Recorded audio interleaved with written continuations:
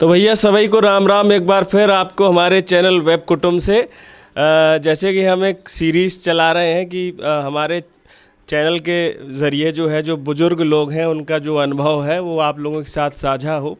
और जैसा कि हम पहले भी बता चुके हैं कि इस समय माहौल जो है प्रधानी के चुनाव का है, तो उसी सीरीज़ में उसी कड़ी में ये अगला इंटरव्यू मान लो, या एक हमारे साथ जो है चाचा हैं जुड़े हैं, इनकी काफ़ी उम्र है, तो इनसे बातचीत शुरू करते हैं और प्रधानी के चुनाव से जुड़े दिलचस्प किस्से इनसे भी जानते हैं, क्योंकि इन्होंने भी वो दौर देखा है जब यहाँ पे गोरे राज करते थे और उसके बाद आज जो चल रहा है वो सब कुछ देखा हुआ है। आपका स्वागत है हमारे चैनल वेब कुटुंब पे, आपका स्वागत है। अच्छा, आपका एक बार नाम बता दो हमारे दर्शकों को। प्रेम नारायण गुप्ता। हम ये जानना चाह रहे हैं जैसे कि इस समय प्रधानी की चर्चा चल रही है, क्योंकि वही चल रहा है माहौल, तो आप हमारे दर्शकों को ये बताइए कि उस समय मतलब आपके समय का जो आपका दौर था उस समय कैसे होता था, क्या कोई रोचक किस्सा अगर आपको याद हो प्रधानी के चुनाव? पहले का चुनाव होता था हाथ उठा के, और काउंटिंग की जाती थी, हाँ गिनती की जाती थी किसके कितने वोट गिरे, किसके कितने वोट वोट बड़े। आपस में लड़ाई झगड़ा नहीं होता था, आराम से एक पहले हाथ उठा दिए जाते थे और इसके बाद दूसरे के हाथ उठवाए जाते थे। अच्छा, किसके बस दो ही बार होता था, एक बार उठाए जाते थे कि भाई कितने बताओ कितने हैं, फिर दोबारा उठते थे कि जिसके ज़्यादा थे पहले नंबर पे वो जीत जाता था। नहीं ऐसा नहीं होता था कि मतलब पता चला कि जैसे दो कैंडिडेट खड़े हैं, दो उम्मीदवार हैं और हाथ उठा के वोट देने वाले बैठे हैं, ठीक है। अब उसमें कुछ लोगों ने क्या करा, चालाकी कर दी। उनने क्या करा कि आपका नंबर आया तो उनने हाथ उठाओ कितने लोग हैं, उनने उठा दिया। अब दूसरे के में भी चोरी से उठा दिया उनने हाथ। नहीं, ऐसा नहीं होता था। वो गांव वाले सबको जानते थे, कोई बड़ी पॉपुलेशन नहीं थी उस समय। कितनी आबादी रही होगी? आबादी का अभी तो यहाँ आटा में शायद 5,000 से ऊपर है वोटिंग। हाँ, 5,000 से ज़्यादा, 5,204 समथिंग। हाँ, बस इतने। उस समय मुश्किल में 1,500-2,000 वोट होंगे मुश्किल में। मतलब उस दौर में आप कितने साल पहले की बात बता रहे हैं? हम बता रहे हैं सबसे पहले झुन्नी का राम स्वरूप तिवारी का चुनाव हुआ था, अब 10 सभापत हो चुके जब से। तो राम स्वरूप तिवारी का हमने जो बता रहे हैं नाम, उसका इतिहास ये कि सन 1959 में वो प्रधान बने थे।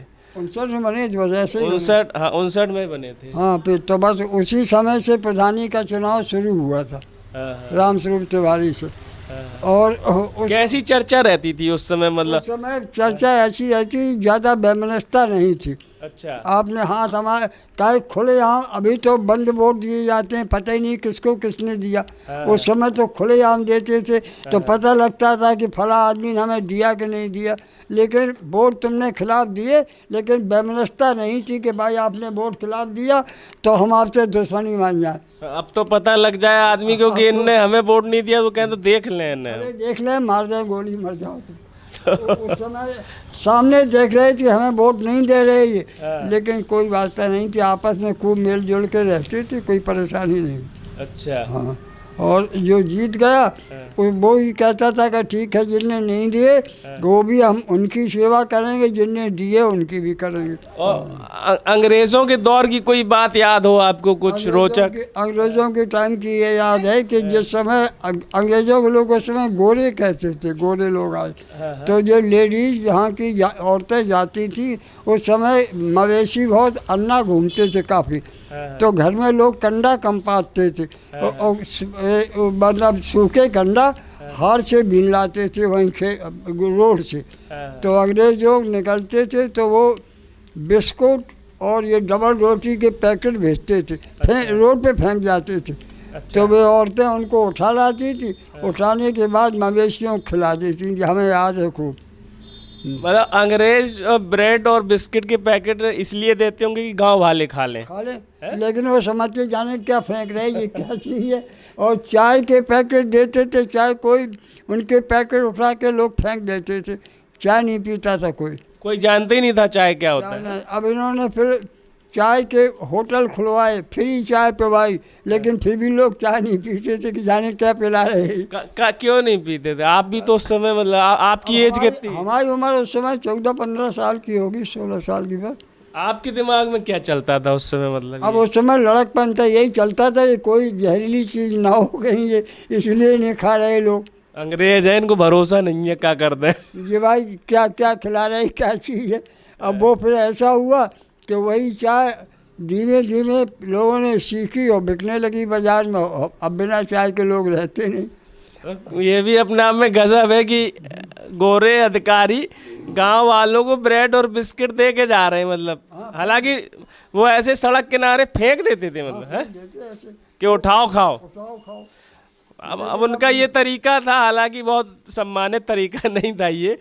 उन्होंने ब्रेड और बिस्किट गांव वालों के लिए लाए, लेकिन गांव वालों को लग रहा पता नहीं क्या है, तो गांव में नहीं आते थे, रोड से निकलते थे। रोड पे उन्होंने डाल दिया गांव वालों के लिए। नहीं, अब लेडीज जाती थी कंडा बीनने के लिए। लेकिन उन्हें लग रहा है कि पता नहीं क्या है, तो अपने गाय भैंस बैल को खवा दे रही। बस वो जानती जाने क्या चीज़ फेंक रही क्या नहीं, जानती नहीं तो उस समय।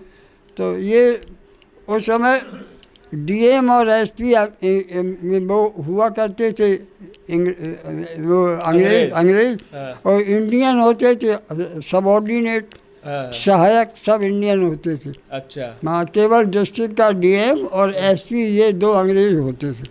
अंग्रेज इतने जब सोच के आए थे कि भारत में वे हमेशा राज करेंगे, हैं? नहीं, भारत में इसलिए कि उन्होंने यहाँ अध्ययन किया कि सब यहाँ इंडिया में क्या क्या लोग जानते हैं। तो लोगों ने कहा साहब यहाँ इंडिया का हर आदमी वैद्य है, तुम किसी से पूछो तुम्हें दवा चाहे, वो अंगूठा साहब है दवा बता देगा, फला दवा खा ले तो ठीक हो जाओगे। ये उन्होंने अध्ययन किया।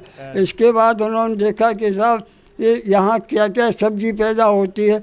तो लोगों ने कहा साहब यहाँ तो हर चीज़ पैदा होती है। बोले साग सब्जी, एक फल होता है जिसे फ्रूट कहते हैं। तो अंग्रेज़ों ने कहा फ्रूट क्या होती है? वो डिवाइडेशन करना, किसी में फूल डालना, वैमनस्यता पैदा कर देना न, और फूट डाल के राज करना। तो फूट डालो राज करो। हाँ, तो उन्होंने क्या किया कि फूट डालना शुरू कर दिया अंग्रेज़ों ने। अंग्रेज़ कभी नहीं आते थे। हाँ, राजा बनाए, फिर जमींदार बनाए, फिर लम्बरदार बनाए, पट्टीदार बनाए, और वे यही जनता पे शासन करते थे। पट्टीदार करता था, पट्टीदार पे लम्बरदार, लम्बरदार पे जमींदार, और जमींदार पे राजा लोग। बस इसी प्रकार उन्होंने शासन चलाया अपना। ऐसो का रहो कि उनको पतन हो मैं इनका पतन इसलिए हो गया कि लोगों में जागरूकता हो गई। पहले लोग इतने पढ़े लिखे नहीं थे, क्योंकि एक लॉर्ड मैकेले यहाँ आया था, लॉर्ड मैकेले। तो उसने एक सिद्धांत बनाया था कि शिक्षा को छल के नहीं, जैसे वाटर आता है ना पानी, छल के आता है छन के। तो इसलिए उन्होंने एक बनाया था लॉर्ड मैकेले ने कि शिक्षा ऊपर से आए हैं, और आने के बाद फिर छोटे गरीबों तक न पहुंच पाए। बड़े बड़े राजाओं महाराजाओं मतलब छन के पहुंचे। हाँ, बड़े बड़े राजाओं महाराजाओं के स्कूल अलग थे। अंग्रेज और एसपी के बंगले आपके शहर से 4-4, 6-6, 8-8 किलोमीटर दूर होते थे, जिसमें जनता के बच्चे उनसे कंबाइन ना हो पाए। अच्छा। हाँ, और क्योंकि और अलग से उनके स्कूल होते थे, कॉलेज होते थे।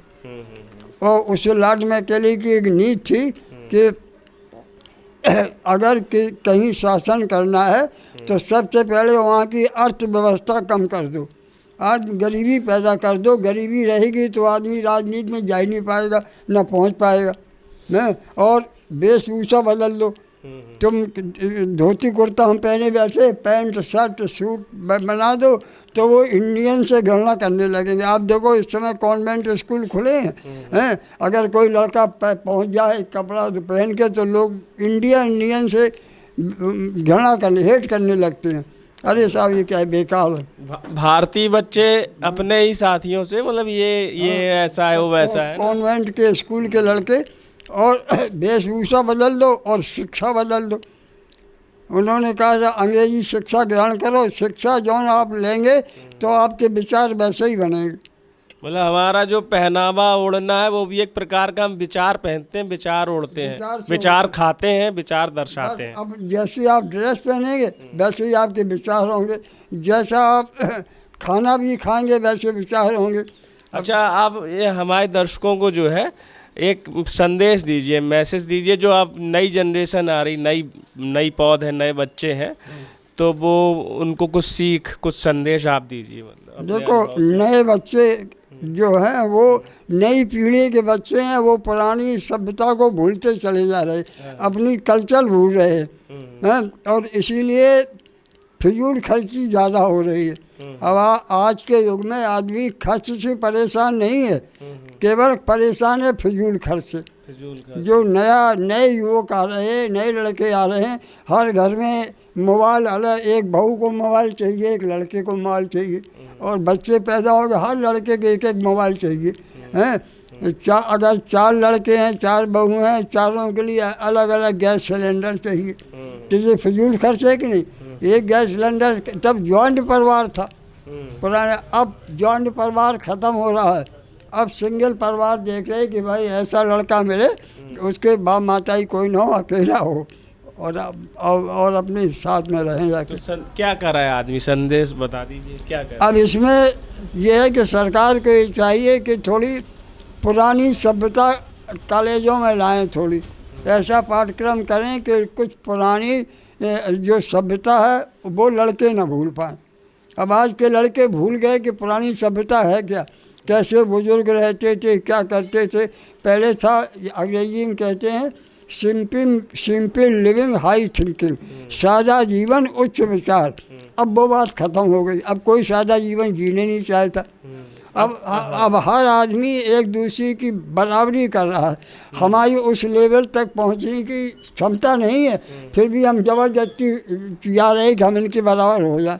पहले हतो सादा जीवन उच्च विचार, अब तो भैया चमत्कार को करो नमस्कार। चमत्कार को नमस्कार हो गया। केवल अब आज का युग जो है, हमारा अनुभव है कि आज का युग अर्थ प्रधान हो गया है।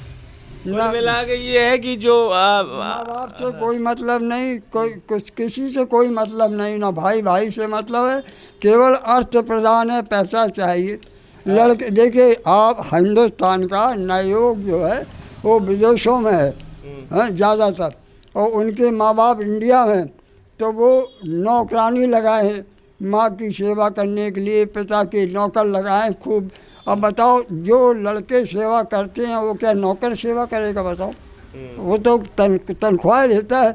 जैसे 2 आदमी जा रहे हैं घूमने के लिए, एक मालिक जा रहा है हवा सुबह की लेने के लिए, उसके साथ नौकर भी जा रहे हैं हवा लेने के लिए, दोनों हवा ले रहे हैं, लेकिन दोनों के अलग अलग कार्य हैं। मालिक जा रहा है स्वास्थ्य बनाने के लिए, और नौकर जा रहा है पैसे के लिए कि हम इनके साथ जाए, हमें पैसा, हालांकि स्वास्थ्य उसका ही बन रहा है, लेकिन वो पैसा मिलता है तो वो साथ जा रहा है।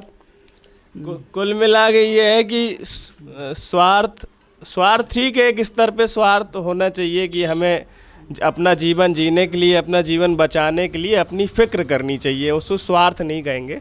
लेकिन स्वार्थ ऐसा ना हो कि किसी को नुकसान पहुंचाए, सभ्यता की मूल्यों की हानि करे। आज के युग में लोग अपने मारे दुखी नहीं है, दूसरों के सुख के मारे दुखी है, अपने दुख के मारे दुखी नहीं है कि दूसरा आदमी सुखी क्यों है। वो मेहनत कर रहा है, अपनी कोशिश कर रहा है, अब तुम पड़े पड़े सो रहे हो, तो बताओ बराबरी हो सकती है। मेहनत करें, और जो अपनी पुरानी सभ्यता का मतलब पुरानापन नहीं, प्राचीन सभ्यता, यानी कि अपनी जो धरोहर है उसको बच्चे याद रखें, आज की जनरेशन याद रखे, आने वाली पीढ़ियां अगर वो याद रखेंगे तो वो ट्रांसफ़र करेंगे। टीवी में जो प्रवचन होते हैं, अब जो कथाएं हो रही हैं टीवी में, ये जितने भी प्रवचन करने वाले यही बात कहते हैं कि साहब सरकार को चाहिए कि अपनी पुरानी सभ्यता का पाठ्यक्रम शुरू करें थोड़ा कॉलेजों में, जिससे कि लड़कों के विचार में ये आए कि हम भारतीय हैं। सही बात है। हमें यही पता नहीं कि हम भारतीय हैं, तो हम क्या करेंगे बताओ। सही बात है। तो मतलब भारत के लोगों को, कम से कम भारत में जो लोग रह रहे हैं, उन्हें अपनी प्राचीन विरासत का पता होना चाहिए। कुल मिला के एक बात में सार यही है, यही संदेश है, यही शिक्षा है। आपकी अगर कोई राय या प्रतिक्रिया है तो आप कमेंट सेक्शन में लिखें, वीडियो को लाइक करें और ये भी बताएं हमारी ये कोशिश आपको कैसी लग रही है, और वीडियो को खूब शेयर करें ताकि ज़्यादा से ज़्यादा लोगों तक यह अनुभव पहुंच सके। और अगर अभी तक आपने हमारे चैनल को सब्सक्राइब नहीं किया तो सब्सक्राइब ज़रूर करें। वीडियो देखने के लिए बहुत बहुत धन्यवाद, और चाचा का बहुत बहुत धन्यवाद जिन्होंने अपना अमूल्य समय और अपना अमूल्य अनुभव हमारे साथ साझा किया। बहुत बहुत धन्यवाद आपका। नहीं ठीक है साहब, बढ़िया रहा आपका चैनल। आशीर्वाद आप हमें भी आशीर्वाद दे रहे हैं। बढ़िया चल रहा, अच्छी बातें पूछी। हमारा नाम प्रेम नारायण गुप्ता है, पूर्व प्रवक्ता अर्थशास्त्र में रहे। 95 में हम रिटायर हुए थे, 1995 में, 30 जून 1995 को। अब आजकल क्या है कि लड़के विदेश में हैं तो माँ बाप की त्रयोदशी तक करने नहीं आते, पैसा भेज देते कि लो भाई कर देना, तो हमारे पास टाइम नहीं ना हम आ सकते। सेवा तो बहुत दूर रही, मृतक भोज भी नहीं करने आते। ये पोजीशन है इंडिया की। तो भैया ये दिल से निकल ली है। मतलब बातें बहुत हैं ऐसे, मतलब हमें बातों की कमी नहीं है, बातें बहुत की जा सकती हैं। फिलहाल हमें दीजिए इजाज़त। आप सभी को नमस्कार, जय राम जी की। राम राम सर।